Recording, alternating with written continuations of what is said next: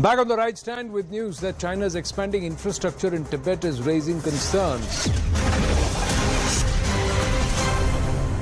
Yes, it's a right stand exclusive. Our group security editor Manoj Gupta getting us these details. Is the infrastructure push on the guise of development a demography change initiative? It's a mega CNN News 18 news break. Tibetan locals are feeling that China is making rapid advances to make demographic change in the entire Tibetan region.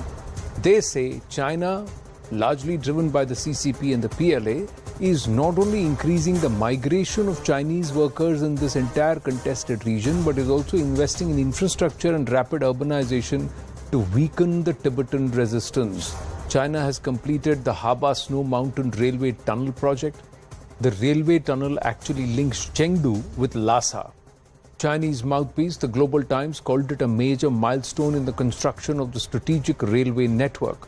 Tibetan people believe that the infrastructure development will also benefit the Chinese military. So increased non-Tibetan presence in this occupied territory has raised a lot of heckles. The network will be used by the Chinese army for deployment in the region. That's what the locals believe. The Chinese government is also accused of making demographic changes and also forcing Tibetans to leave their existing culture and way of life and accept the more CCP-approved way of life.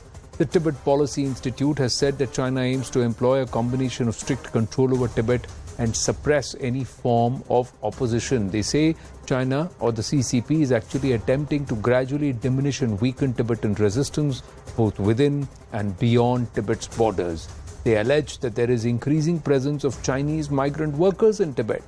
The rapid urbanization in cities like Lhasa has also led to a rise in intermarriage between the Tibetan and the Chinese community, further diluting the Tibetan culture and the Tibetan community. The Tibet Policy Institute is also saying that this has led to a gradual erosion of traditional Tibetan cultural practices and also the language. They also say that the Chinese influence has increasingly become more and more prevalent and overbearing.